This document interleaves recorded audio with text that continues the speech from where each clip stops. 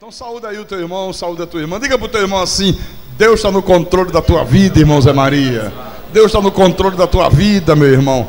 Deus está no controle da tua vida. Deus está no controle da vida de cada um de vocês. Deus está no controle. Amém? Então pode sentar, senta aí. Como esse Deus é maravilhoso, né? Então, meus irmãos, vamos ouvir o que Deus tem a falar conosco nessa noite. O pastor vai continuar ainda hoje o tema Deus está no controle. É a 7ª mensagem. E nessa noite nós vamos falar sobre a disciplina de Deus sobre todos os homens. Olha, para Deus disciplinar todas as pessoas que há nessa terra, Ele tem que ser o Todo-Poderoso, Ele tem que estar no controle de todas as coisas, Ele tem que ser um Deus onipresente, Ele tem que ser um Deus onisciente. Amém? Então vamos abrir a Bíblia na Epístola de Paulo aos Gálatas. Gálatas capítulo 6, versículo 7.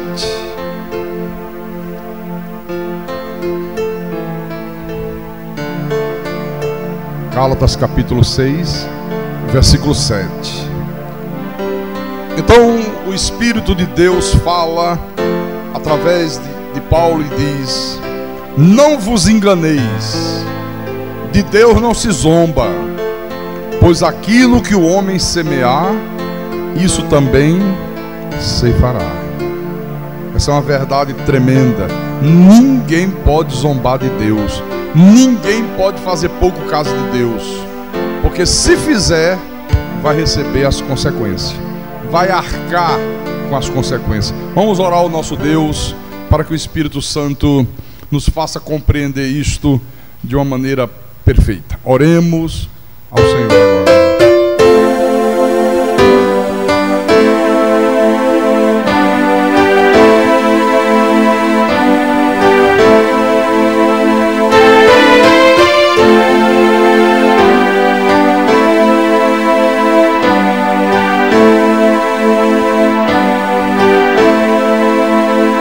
Jesus Cristo, nosso Deus, nosso Pai, nosso amigo, aqui estamos nós, Senhor, nessa noite de quarta-feira. Muitos, depois de um dia exaustivo de trabalho, mas é quando nós louvamos o Teu nome, adoramos o Senhor, é quando nós ouvimos a Tua voz, que as nossas forças se renovam como as da águia.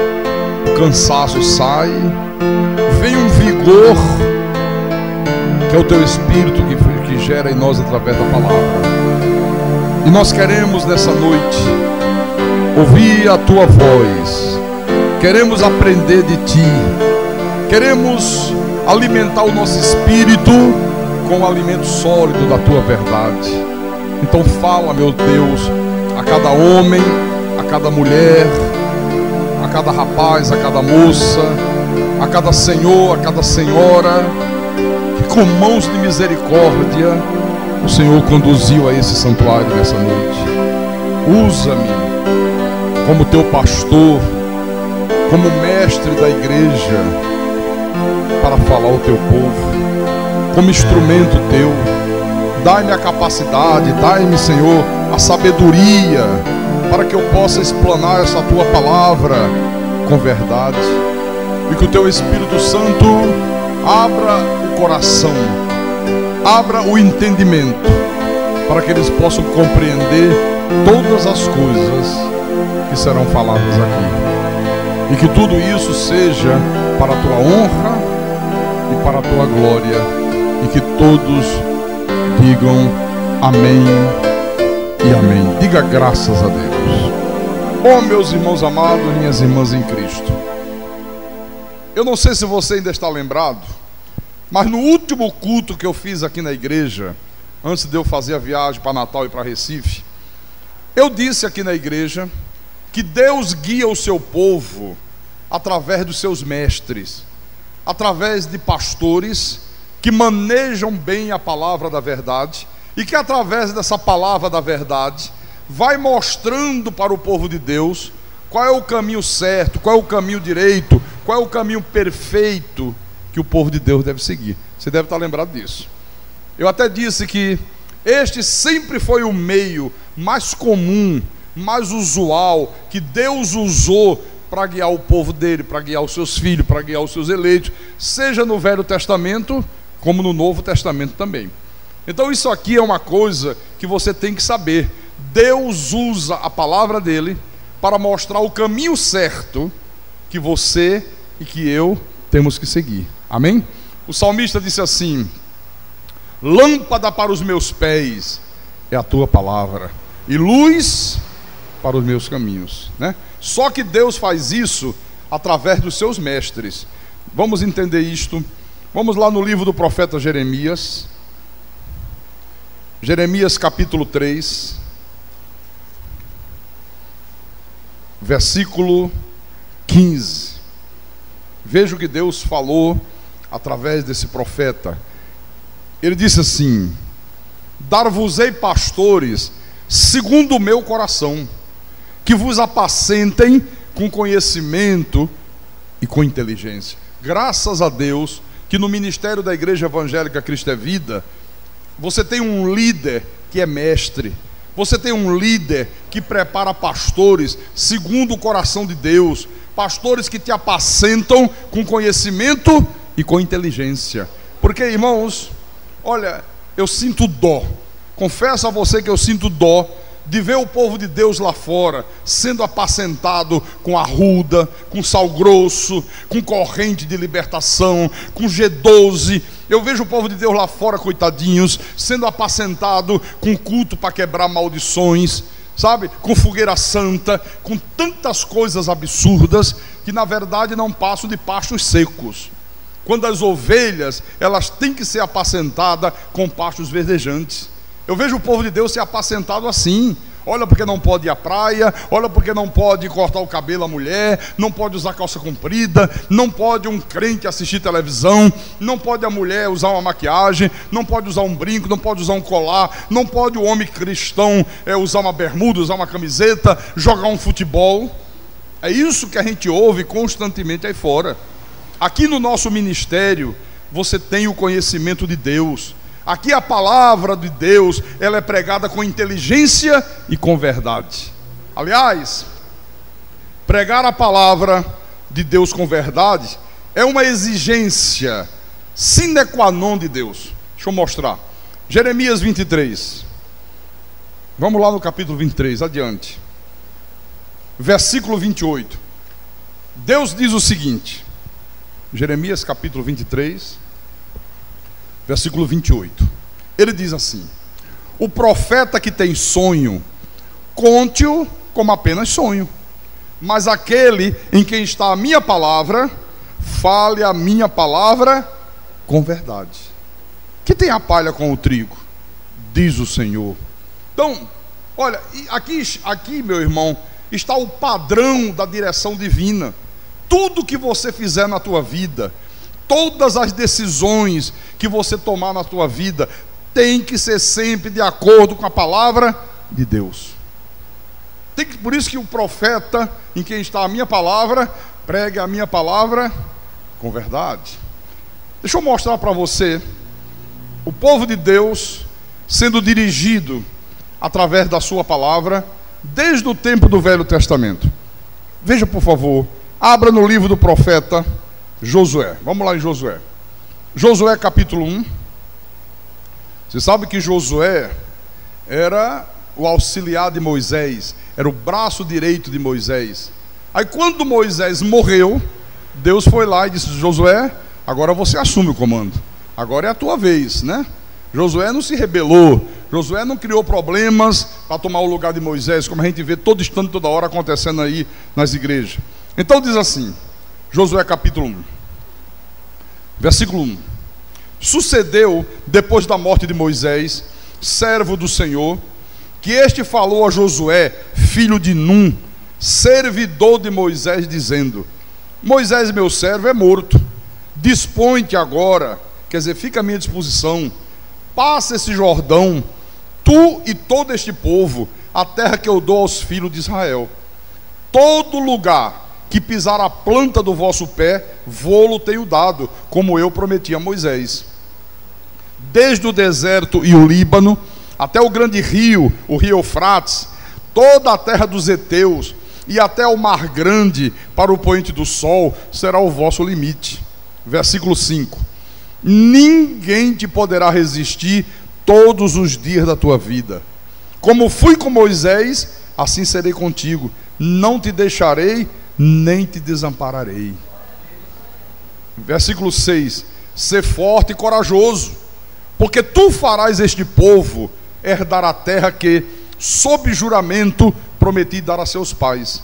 Então somente ser forte e muito corajoso para fazer jejum, ficar 72 horas sem comer, sem beber água, para ficar 48 horas de joelho no chão. É isso que está na Bíblia? Mas não é isso que o povo de Deus aí fora é ensinado a fazer? Você tem que ser forte para jejuar, irmão. Você tem que ser forte para lamber o pó, para sacrificar. Não. Então somente ser forte e muito corajoso, para teres o cuidado de fazer segundo toda a lei que meu servo Moisés te ordenou.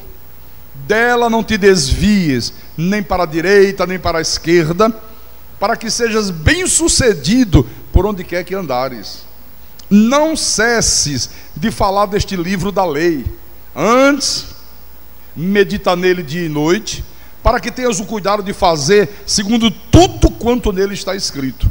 Então farás prosperar o teu caminho e serás bem-sucedido.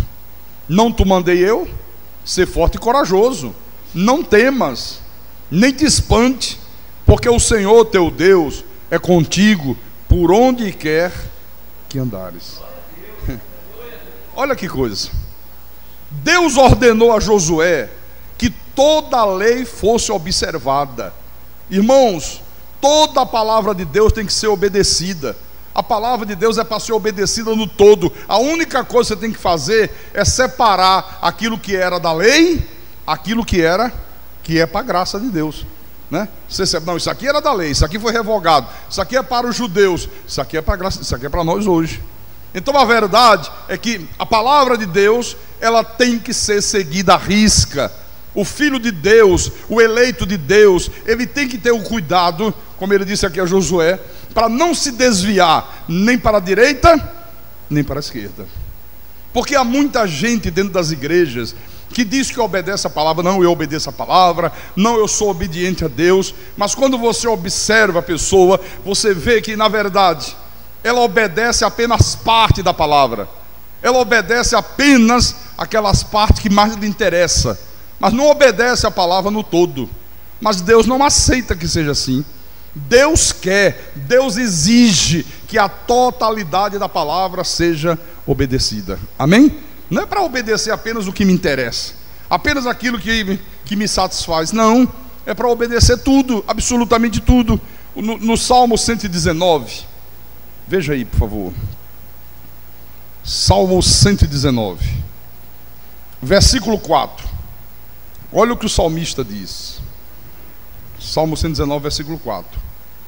Tu ordenaste os teus mandamentos para que os cumpramos à risca. Você vê? Deus ordenou mandamentos para que nós que somos de Deus, nós que somos eleitos de Deus, nós que fomos chamados por Deus, nós que recebemos de Deus vida outra vez, o cumpramos à risca. O problema, sabe qual é? É que a maioria do povo de Deus imagina que os mandamentos que têm que ser cumpridos é apenas não matarás, não roubarás, não farás imagem de escultura, não praticar feitiçaria, né? Então esses mandamentos aí, praticamente 100% da igreja obedece. 100% é obediente a isso, né? Não pratica idolatria, não vai mais na macumba, na feitiçaria, né? Não rouba, não mata. Mas existe, meus irmãos, outros mandamentos além destes que precisam ser obedecidos, que é fundamental que nós os obedeçamos. Por exemplo, vamos lá em Hebreus, Hebreus capítulo 10, versículo 25. Olha o mandamento aqui. Posso ler? Ou estou indo rápido demais? Lá vai. Ele diz: não deixemos de congregar-nos, como é costume de alguns. Quer dizer que alguns que já naquela época de Paulo tinham o péssimo costume de deixar de congregar, de deixar de estar presente no culto, de deixar de prestar o seu culto racional a Deus. Então foi necessário que o apóstolo escrevesse a essa igreja e dissesse: olha, gente, não deixemos de congregar-nos, como é costume de alguns. Alguns estavam tendo esse péssimo costume, não levavam a sério a sua frequência aos cultos. Agora eu pergunto: todos obedecem isso aqui? Esse mandamento? Nem todos obedecem isto. Tem gente que falta culto de brincadeira, né? Claro, você pode faltar o culto da igreja, pode, por um motivo sério, um motivo relevante aos olhos de Deus, uma doença que te deixa prostrado de cama, com febre alta, dores no corpo, pegou uma dengue, uma virose braba. Claro, como é que você vai vir à igreja dessa maneira, dessa forma, né? Então existem motivos que são perfeitamente aceitáveis por Deus, mas se não for um motivo justo, você está em desobediência ao mandamento. Mas tem mais. Deixa eu voltar aqui atrás, no livro do profeta Isaías, capítulo 58, versículo 13 e 14.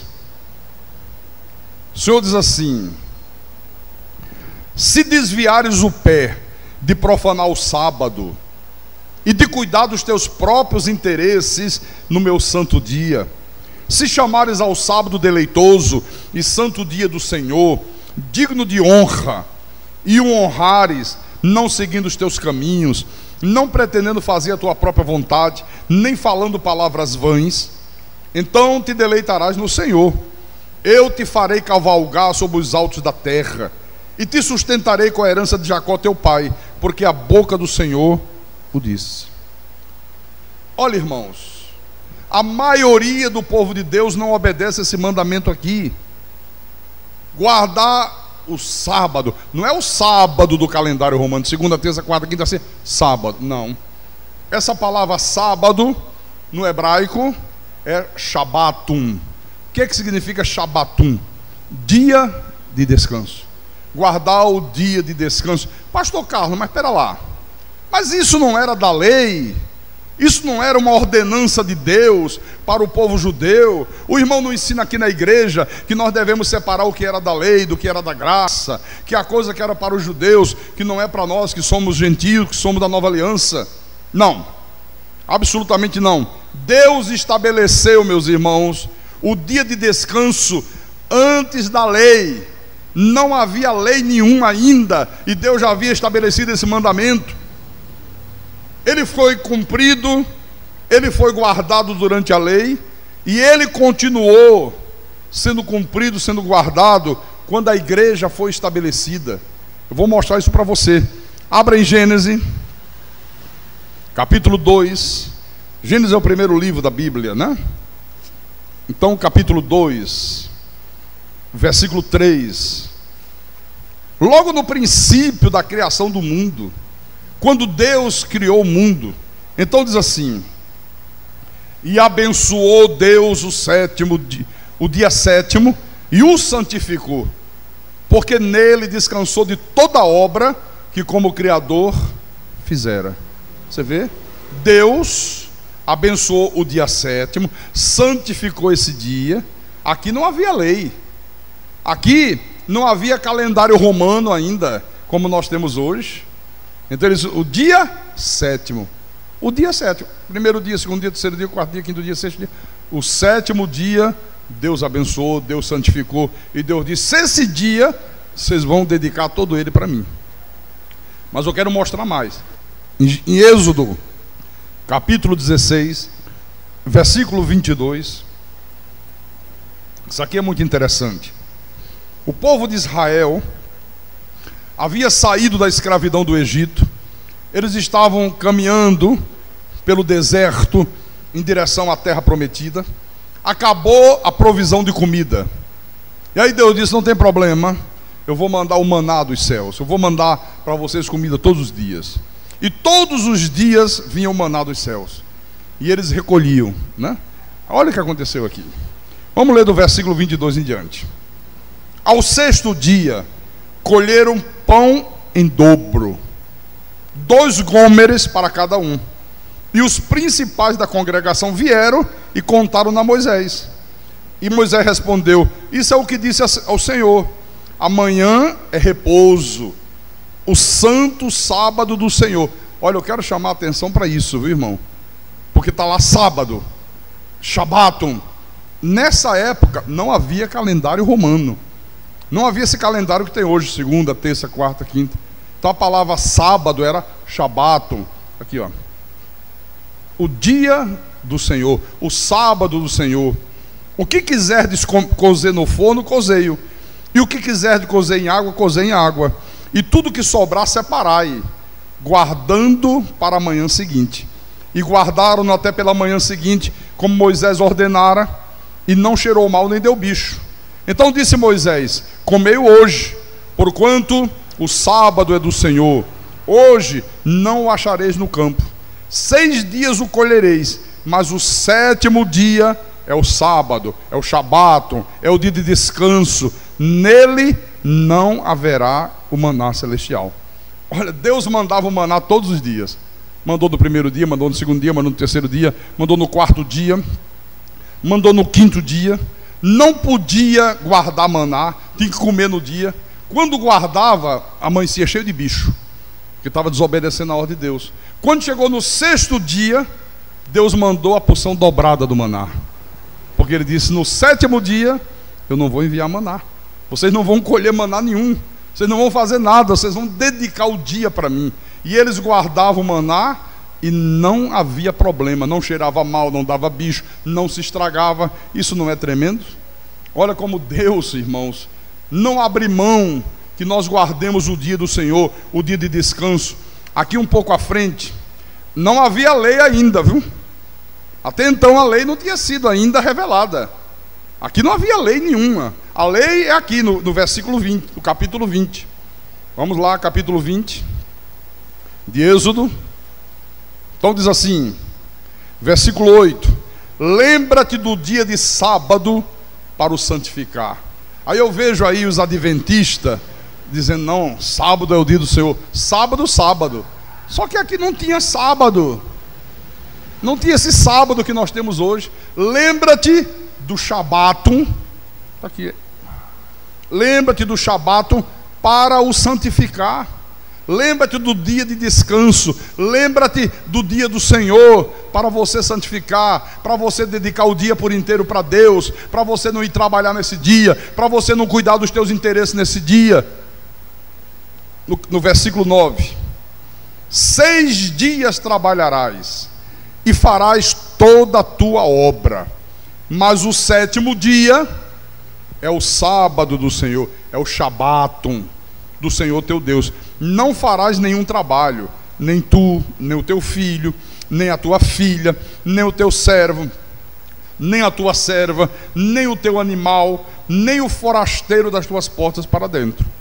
Porque em 6 dias fez o Senhor os céus e a terra, o mar e tudo que neles há, e ao 7º dia descansou. Por isso o Senhor abençoou o dia de sábado, o Shabatum, e o santificou.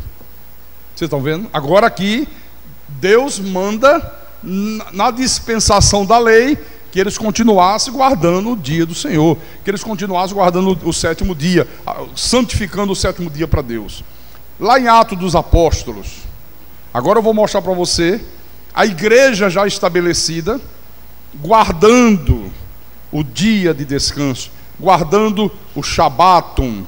Atos capítulo 20, versículo 7. Agora já tinha calendário romano, agora já havia nessa época aqui o calendário romano.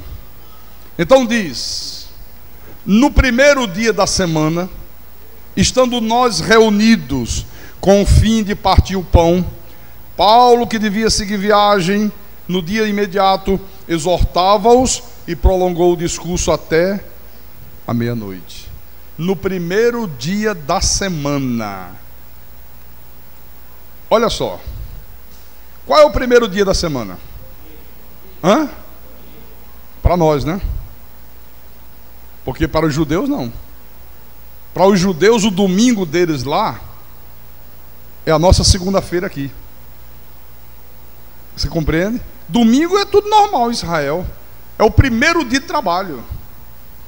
Por que que a igreja passou a guardar o primeiro dia da semana, o domingo, como dia de descanso? E passou a se congregar, celebrar a ceia, partir o pão no primeiro dia da semana? Porque foi o dia que Jesus ressuscitou dentre os mortos.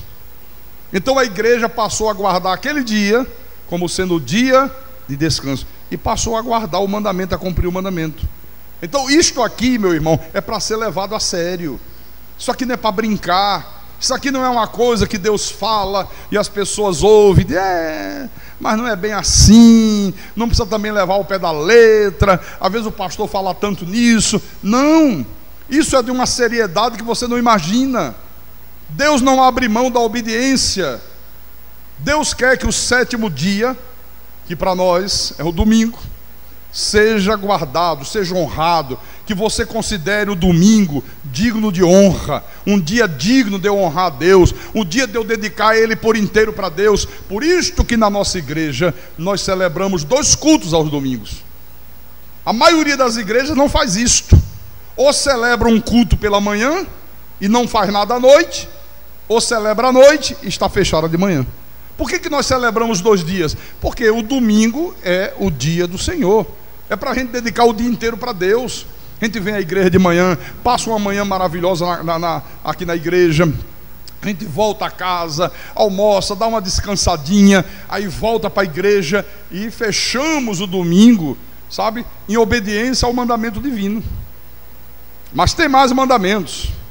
Vamos ver aqui, 2 aos Coríntios, capítulo 9.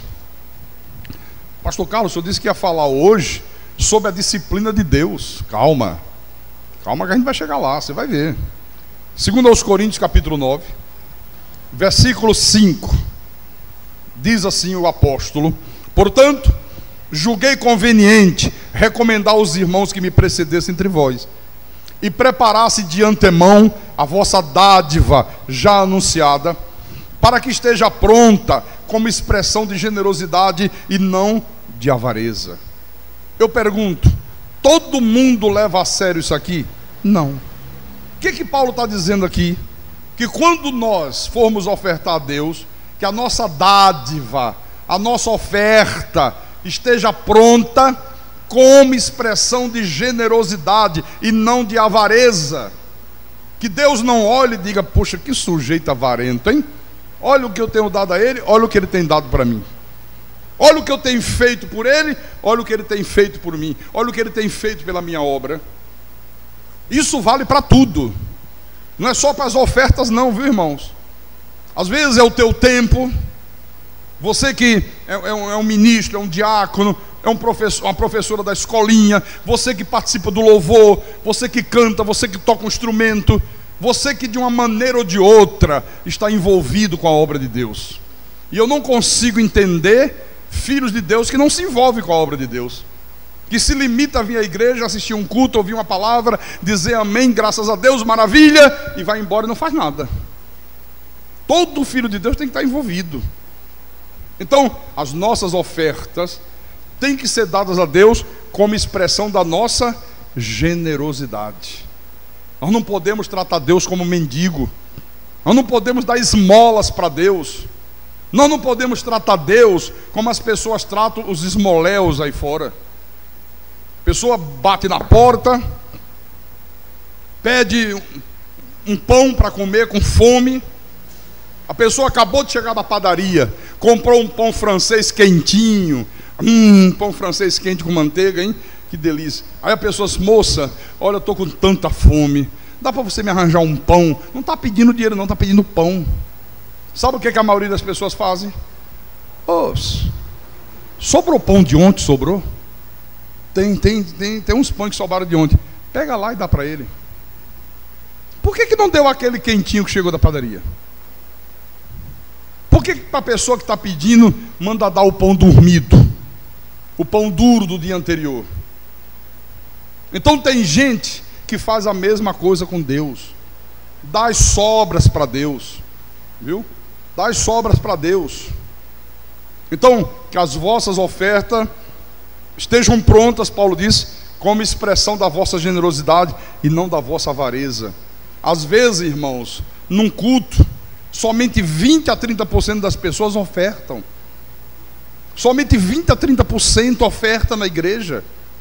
70% não participa do ofertório. E muitos, quando ofertam, não o fazem generosamente. Você quer ver um exemplo? A pessoa antes de se converter, a pessoa que bebia, a pessoa que fumava, vamos imaginar uma pessoa que todo dia fumava um maço de cigarro, uma carteira de cigarro.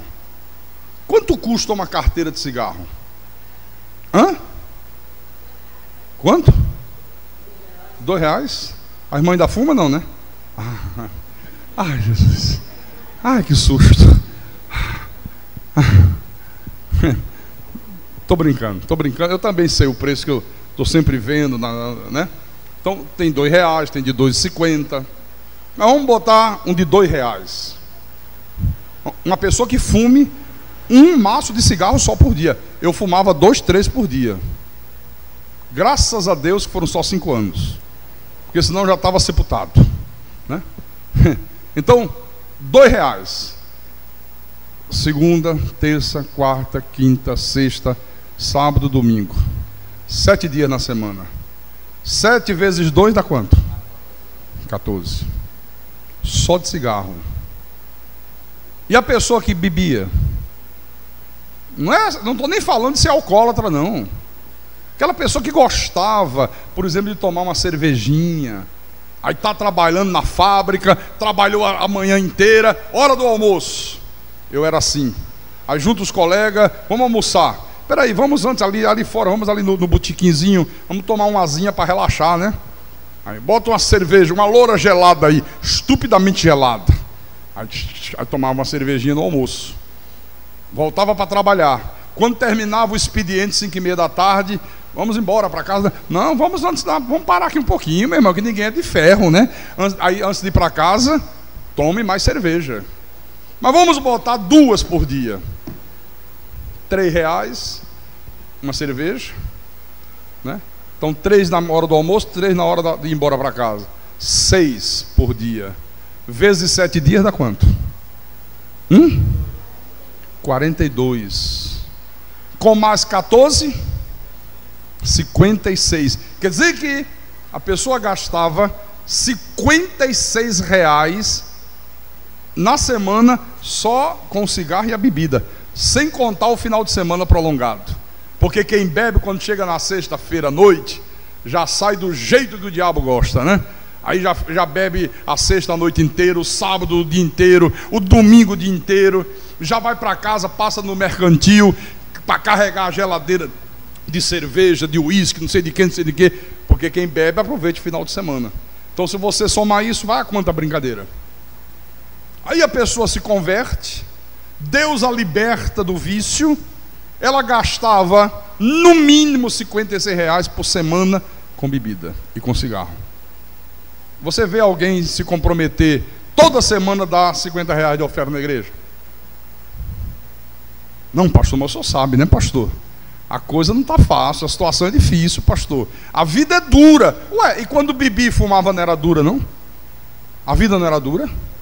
E quando bebia e fumava, a coisa era fácil?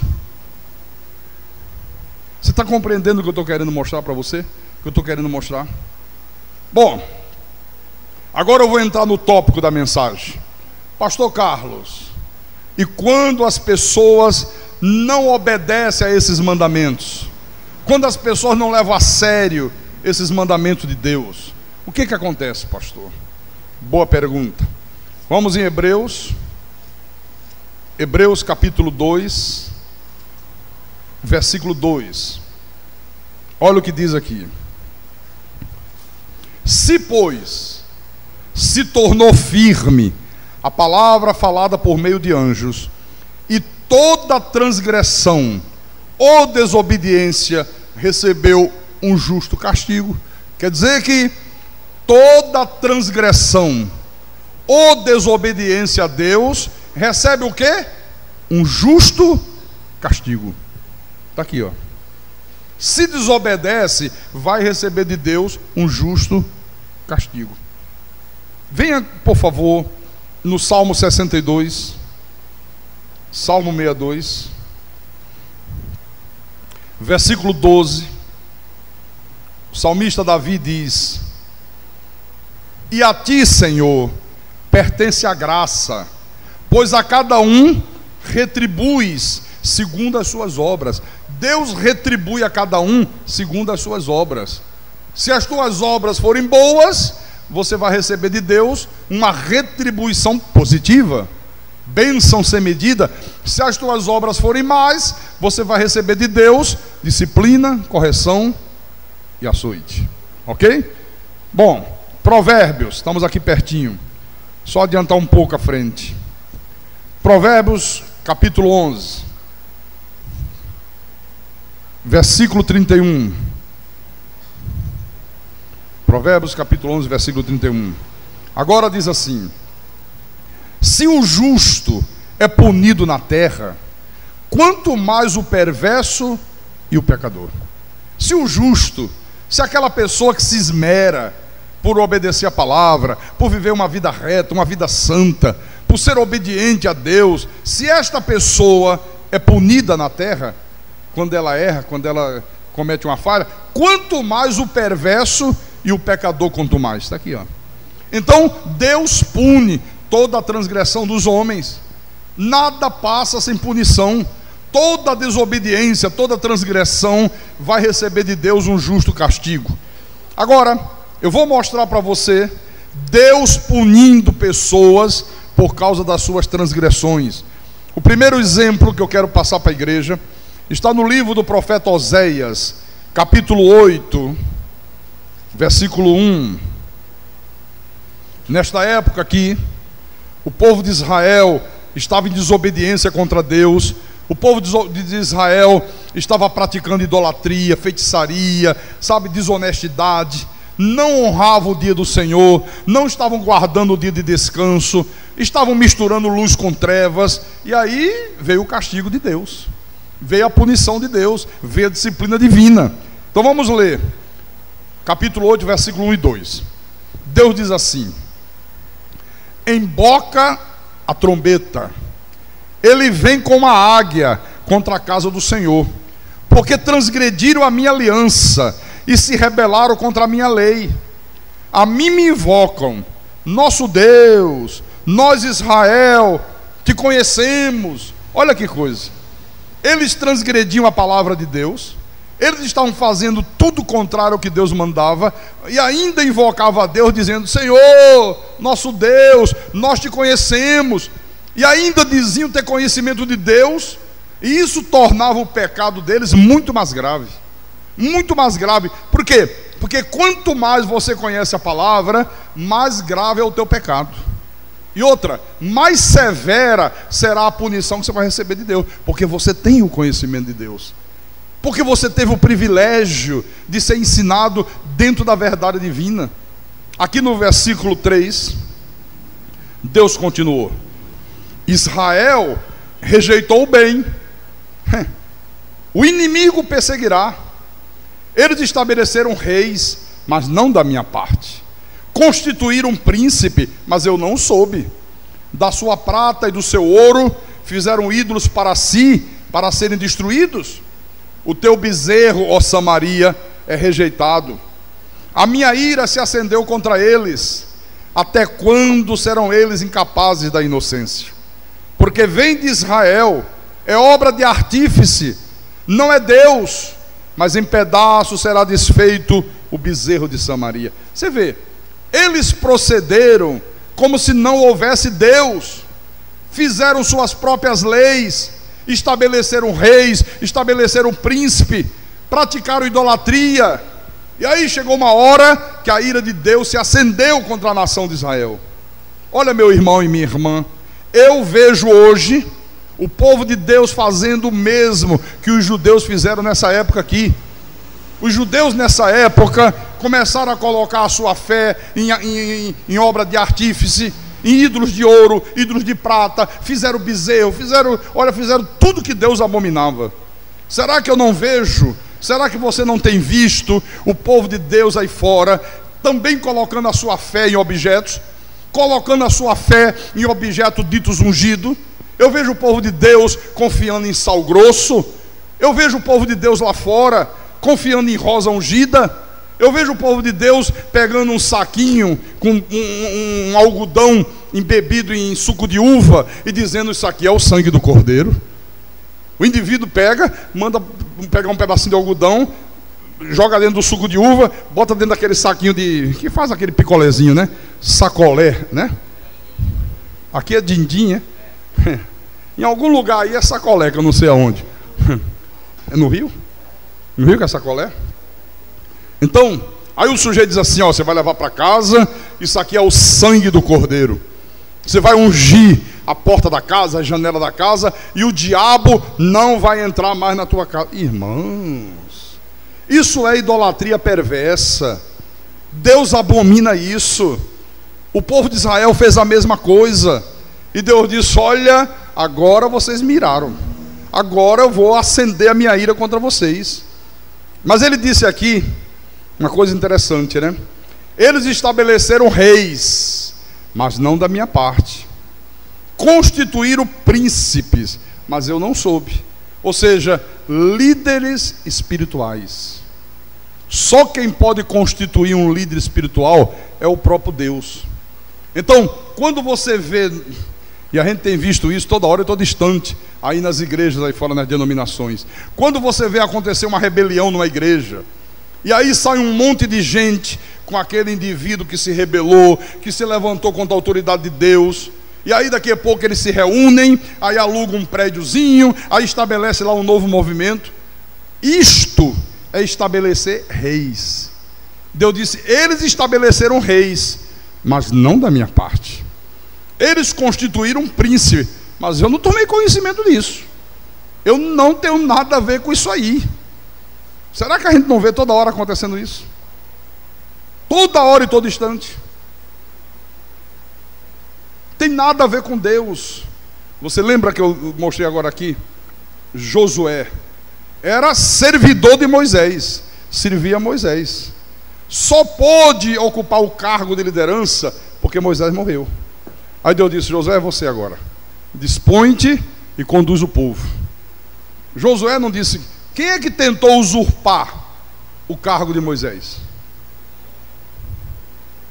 Miriam e Arão. Miriam e Arão nunca foram líderes, mas um dia criaram uma situação, né? Disseram: não, o nosso irmão desobedeceu a Deus, ele casou com uma mulher etíope, e Deus não aceita isto, e ele desobedeceu. Vamos fazer uma rebelião. Deus não fala somente através dele, não. Nós também temos o Espírito Santo, nós também somos de Deus. Olha, e quando Deus viu a coisa, Deus veio de lá, meu irmão, e a coisa ficou preta. Miriam ficou leprosa. Então, isso é muito importante. O que tem de pastores hoje, entre aspas, reis e príncipe, que Deus não os constituiu, que não tem nada a ver com Deus, viu? Olha, tem aos montes por aí. Olha, Deus se ira com isso, viu? Aqui no versículo 7, Oséias capítulo 8, versículo 7.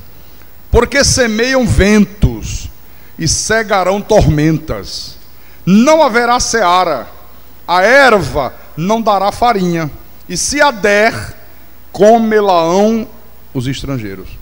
Quer dizer que toda pessoa que está desobedecendo a Deus, ela está semeando ventos. Quem semeia vento, colhe o quê? Tempestade. Não tem um ditado que diz: quem semeia ventos, colhe tempestade. Está aqui, ó. Então Deus disse assim: olha, eu vou puni-los severamente, não vai haver colheita, vocês vão passar fome, vocês não vão ter provisão para as necessidades de vocês. E se alguma coisa eu permitir que a terra produza, quem vai desfrutar dessa alguma coisa são os teus inimigos. E aí você vê como Deus está no controle, né?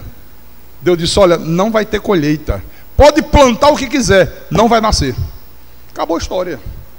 Não tem jeito, porque Deus está no controle de tudo. Olha, irmãos, a consequência de toda essa desobediência foi que toda a nação de Israel foi devorada. A economia do país nessa época aqui foi a bancarrota. As consequências foi que a nação de Israel ficou completamente falida. Os inimigos vieram e dominaram completamente o povo hebreu, como disciplina de Deus por causa da desobediência. Leia o versículo 8, leia outra vez. Outra vez não, leia o versículo 8. Israel foi devorado. Devorado. Agora está entre as nações como coisa de que ninguém se agrada. Você está vendo? Então, às vezes, esta disciplina de Deus vem por meio de terremotos, vem por meio de enchentes, vem por meio de pestes na lavoura, vem por meio de praga nos animais. Você não vê de vez em quando na televisão? Terremoto, não sei aonde, destrói às vezes um país inteiro. Irmãos, isto é disciplina de Deus. Deus se ira em ver a maneira iníqua com que as pessoas estão vivendo. Às vezes você liga a televisão, aí sai lá uma notícia assim: olha, os produtores, os agricultores do sul do Brasil, que plantam isso, que plantam não sei o que, não sei o que, não sei o que, perderam toda a safra. Deu uma praga na lavoura, olha, perdeu tudo. Aí está lá os agricultores: olha, perdemos tudo. O governo tem que dar um jeito, tem que emprestar dinheiro a um juro baixinho, porque senão nós estamos falidos, nós estamos acabados. Disciplina de Deus. Praga nos animais. Lembra um dia desse? Começou a dar um problema no gado em alguns estados do Brasil. Tiveram que sacrificar os animais.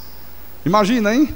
O sujeito tem um rebanho e do dia para a noite detecta que o rebanho está contaminado. E vem a ordem: tem que matar todos os animais. Aí, não podemos fazer nada, problema teu. E o cara perde tudo. Sabe? Às vezes um homem rico, que conquistou muita coisa, mas que nunca foi temente a Deus, nunca deu honras a Deus, nunca deu importância para Deus, levou a vida ao Deus dará, levou a sua vida, sabe, praticando tudo aquilo que Deus abomina. Então, a palavra de Deus é muito clara. Eu abri a mensagem com ela, Gálatas capítulo 6, versículo 7. De Deus não se zomba. Aquilo que o homem semear, ele também, você fala, plantou, vai colher. Essa é a regra de Deus, está aqui escrito. Olha, falta cultos da igreja por motivos banais é zombar de Deus. É zombar de Deus, viu, irmão? Não guardar o dia de descanso, o domingo, é zombar de Deus. Está zombando de Deus. Enganar a Deus nos dízimos, nas ofertas, ser avarento na hora de ofertar, é zombar de Deus. E o que é que acontece, pastor? Vai trazer disciplina de Deus para a tua vida. Mas não tenha nenhuma dúvida quanto a isso.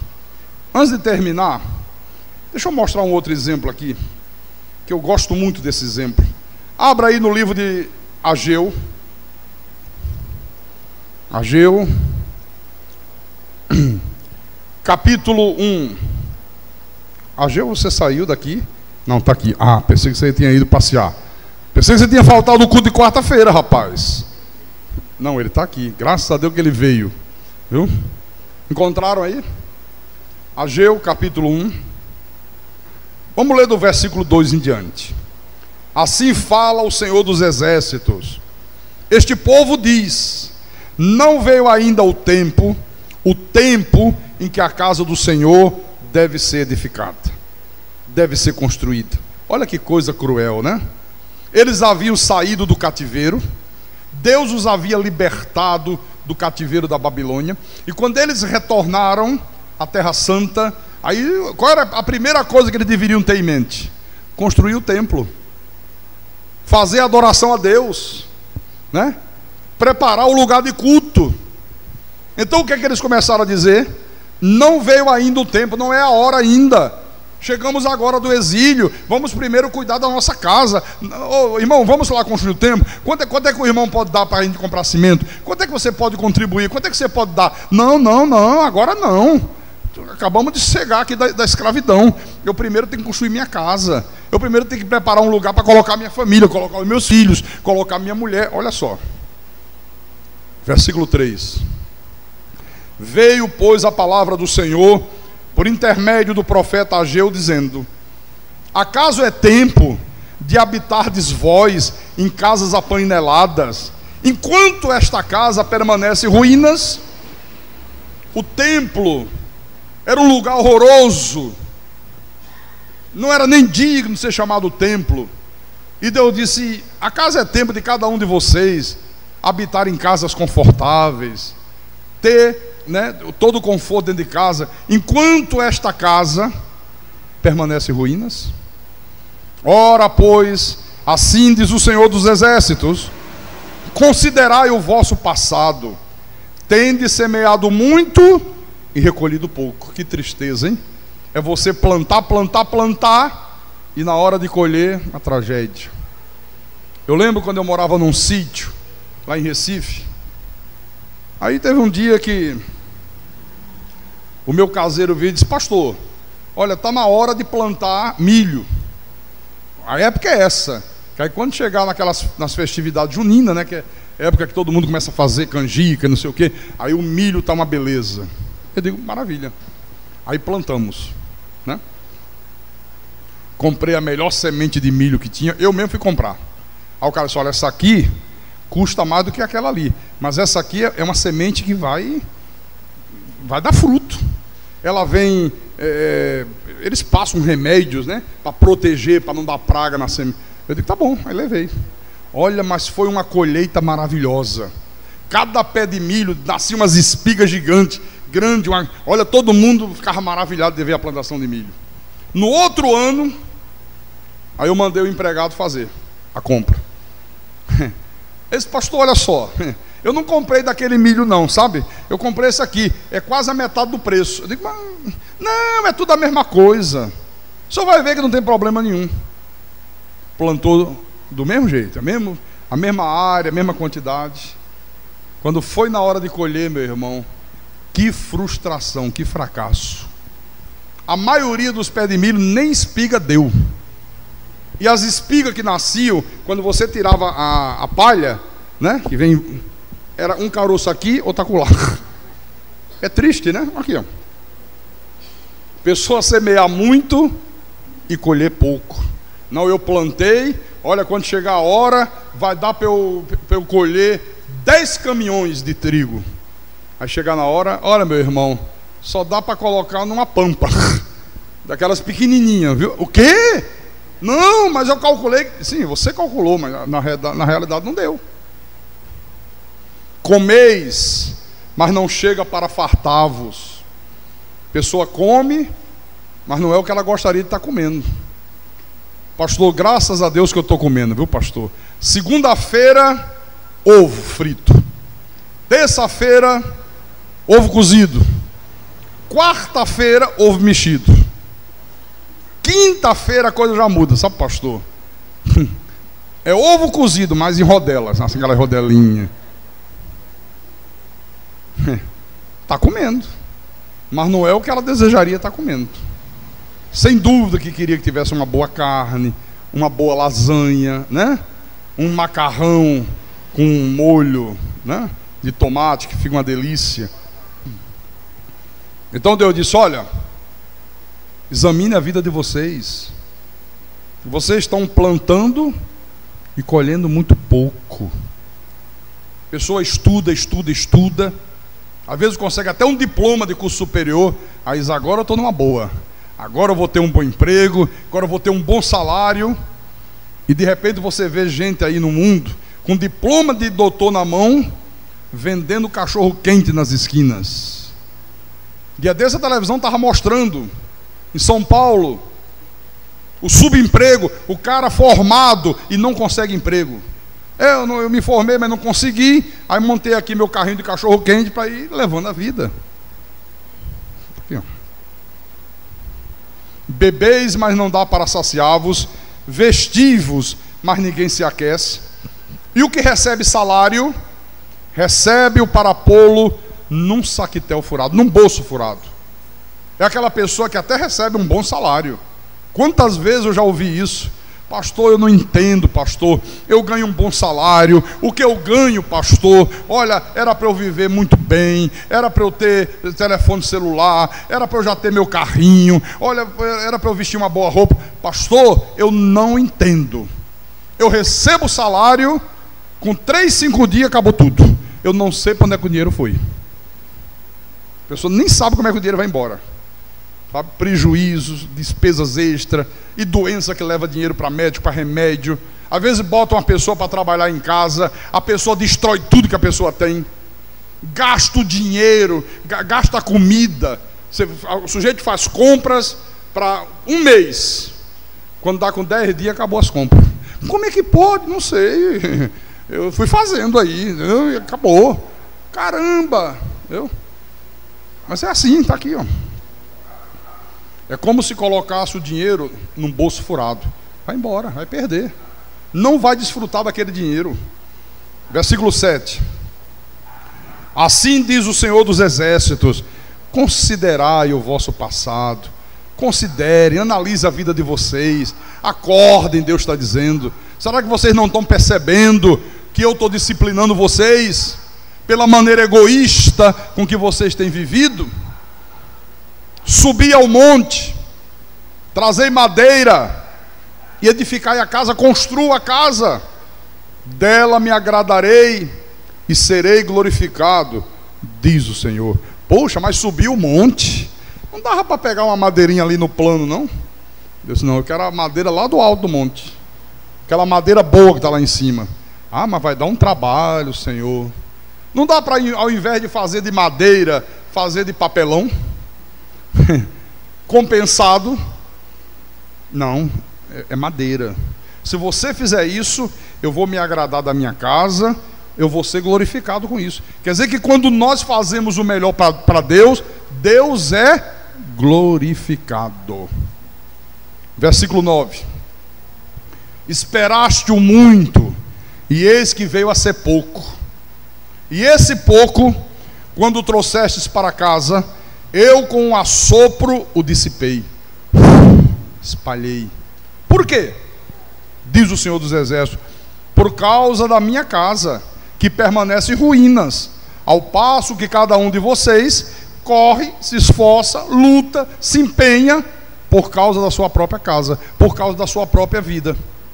Por isso, os céus sobre vós retêm o seu orvalho, e a terra os seus frutos. Ah, quer dizer então que Deus tem o poder para fazer com que os céus retenham a chuva. Aqui, ó. Deus tem o poder de fazer a terra reter os frutos. Planta e não vai dar fruto nenhum. Não vai ter resultado deles. É por isso que eu estou retendo. É por isso que eu não estou permitindo. Cada um corre por causa da sua própria casa. Eu lembro quando eu trabalhava na Nuclebras. Então de repente eu dizia assim: eu quero comprar o último modelo de aparelho de som. Aí eu dizia assim: não quero esse som. Como é que chama? Hein? System, né? O System. Eu digo não, eu quero módulos. Eu quero comprar tudo separado. O deck, eu não lembro mais os nomes dessas coisas. O equalizador, o toca CD, aí fazia aquele som assim, várias coisas. Eu digo, eu quero o top de linha. Eu chegava na loja, o cara vinha atender, eu digo, vem cá, som. Qual é o melhor deck que tem? Ele dizia, bom, o melhor deck, Gradiente, não sei o quê, tem esse aqui importado, aí dizia o nome lá, a marca. Eu dizia, é esse aqui que eu quero. Caro. Sabe o que eu fazia? O orçamento já comprometido, né? Eu dizia, não tem nada não, eu vou comprar. E eu vou começar a fazer hora extra. Aí eu começava a trabalhar Durante a semana, o trabalho era das 7h30 às 5h30 da tarde, mas eu ficava até às 9 da noite. Fazia 4 horas extras todo dia. Sábado eu ia trabalhar, sábado eu não trabalhava, mas eu ia trabalhar para fazer serão. Trabalhava o sábado inteiro. Então, quando vinha o pagamento, aumentava em 30%, 40% o meu salário. Aqueles 30%, 40% era para eu pagar aquilo que eu queria, o bom, o melhor. Agora eu pergunto, você vê alguém fazer isso em favor da igreja? Qualquer igreja da obra de Deus? Era isso que o povo estava fazendo aqui, ó. Cada um de vocês, Deus disse, corre, se esforça, trabalha hora extra, faz sacrifício por causa da sua própria casa, visando o seu próprio benefício. Mas ninguém faz isso pela minha casa.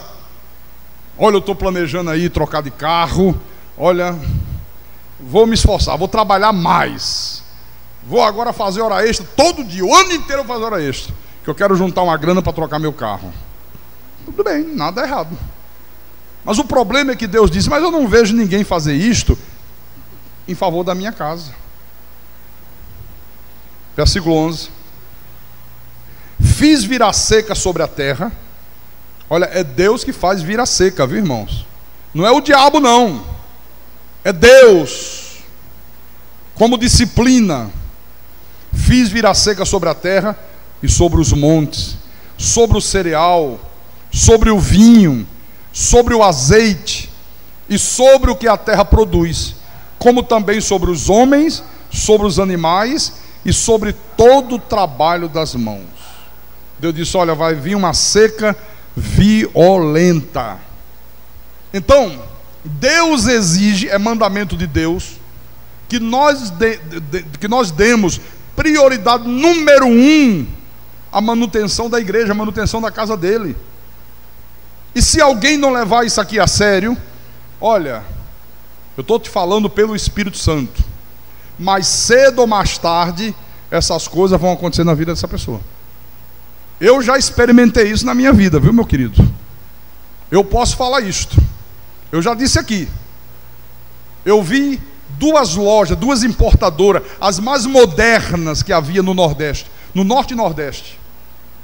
Iam a 1000 por hora. E de repente Deus fez fechar as torneiras aqui, meu irmão. E ninguém conseguia explicar por que ela estava indo à falência.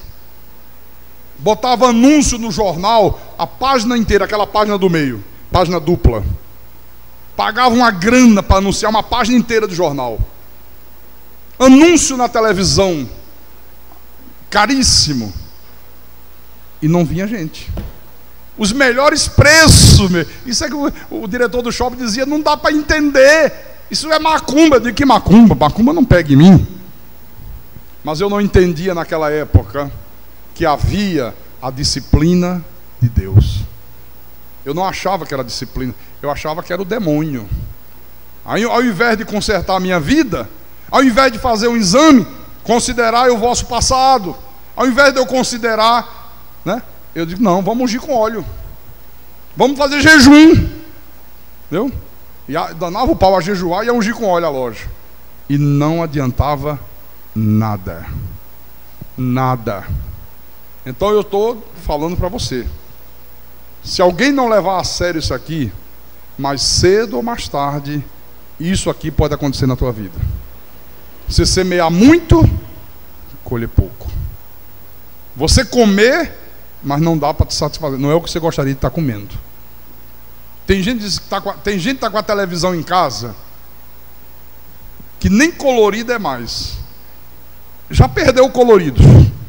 Voltou a ser preto e branco, de tanto tempo. Tem gente que nem tem imagem, é rádio. Pastor, nem imagem pega lá, é só o som.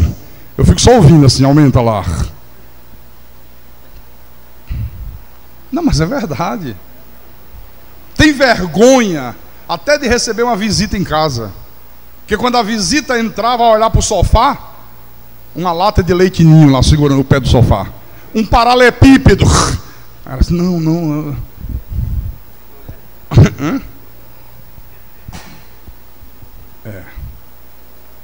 Sabe o que é isso? Disciplina de Deus. Pessoa louca para trocar os móveis, cheia de vontade de ter uma televisão nova e não consegue. Disciplina de Deus. Vai ver a vida daquela pessoa. Vai ver como é que ela está vivendo em relação a Deus. Vai ver se não está transgredindo a palavra. Vai ver se não está desonrando Deus. Vai ver se não está faltando alguns cultos por motivos banais. Vai ver se ela não está sendo relaxada em guardar o dia do Senhor, o dia de descanso. Vai ver se ela não é avarenta na hora de ofertar. Vai ver se ela não está enganando Deus nos dízimos. Aí quando você faz um raio-x, quando você faz um check-up, aí aparece lá as manchas das doenças. Está errando nisso, está errando naquilo, está transgredindo naquilo. Aí vem o quê? Disciplina de Deus. E para a gente terminar, 1 Tessalonicenses, capítulo 4, versículo 8. Agora o Espírito Santo diz: Dessarte, quem rejeita estas coisas, não rejeita o homem, e sim a Deus, que também vos dá o seu Espírito Santo. Se alguém rejeita essas coisas que eu acabei de falar, não está rejeitando a mim, não está rejeitando o homem, não está rejeitando o pastor, está rejeitando o próprio Deus. E eu termino dizendo: de Deus não se zomba. Aquilo que o homem semear, ele também ceifará. E quem tem ouvidos, que ouça o que o Espírito falou à igreja nessa noite, em nome de Jesus Cristo. Aleluia. Vamos ficar de pé. Fiquem todos de pé. Vamos fazer um autoexame nessa noite. Vamos autoexaminarmos-nos, para que a gente possa consertar a nossa vida com Deus. O salmista disse: Tu deste os teus mandamentos para que nós os cumpramos à risca. Será que você está cumprindo os mandamentos de Deus? Quando Deus manda perdoar, você perdoa? Ah, pastor, eu sou meio difícil, pastor. Confesso ao Senhor que quando chega nessa área de perdão, que dificuldade que eu tenho para perdoar, pastor. Eu guardo aquela coisa aqui dentro, fica uma mágoa, eu guardo o rancor. Às vezes precisa demorar 10 anos para eu poder dar perdão. É? Olha, você está frito, viu? Vai se dar mal. Quem retém perdão vai sofrer de úlcera nervosa, vai sofrer de gastrite, pode ter um AVC, pode ter um infarto fulminante. O ódio, a mágoa explode a saúde das pessoas. Você sabia disso?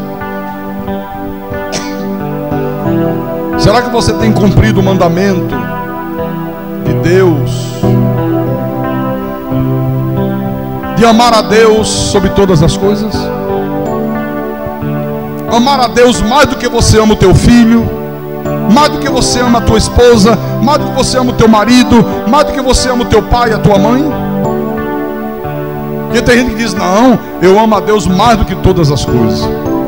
Agora, chegar num domingo, for aniversário do pai ou da mãe, adivinha para onde ele vai? Para a igreja ou para o aniversário do papai e da mamãe?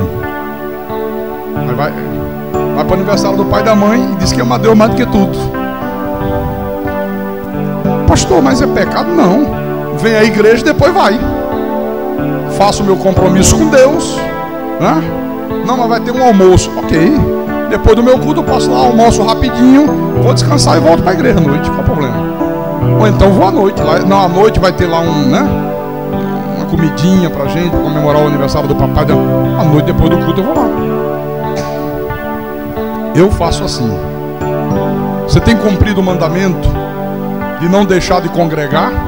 Você está presente nos cultos toda quarta-feira à noite, todo domingo de manhã, todo domingo à noite? Você tem cumprido o mandamento de não ser avarento nas tuas ofertas, ser generoso, ofertar a Deus com generosidade? Faça um exame. introspectivo da tua vida. E quem sabe alguém aqui ou já passou ou está passando por uma disciplina de Deus. Ah, pastor, essa palavra, olha, eu tenho semeado muito e colhido muito pouco, pastor. Eu sou uma pessoa inteligente, eu sou uma pessoa que tem um estudo, eu sou uma pessoa que tem uma capacidade muito grande para gerir um negócio, mas não sei o que está acontecendo, pastor, que as coisas não vão bem, as coisas não estão desenvolvendo, tem alguma coisa que está travando. Pois é, essa alguma coisa que está travando é Deus. Por que está travando? Faz um exame. Faz um exame. Onde é que eu estou errando? O que eu estou fazendo que Deus não está aprovando? Ou então, o que eu não estou fazendo, mas que Deus quer que eu faça? Examine-se.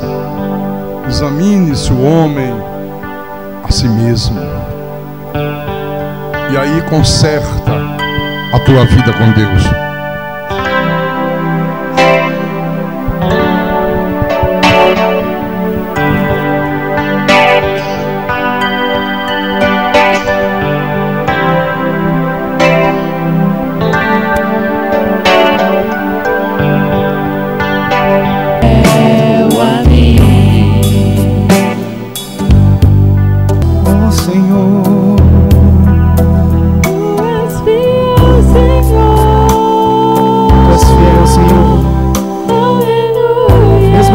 Permanece infiel, tu permaneces fiel. Oh, aleluia, glórias a Deus. Fiel, Senhor, meu Deus, fiel a mim, fiel a mim, fiel a mim.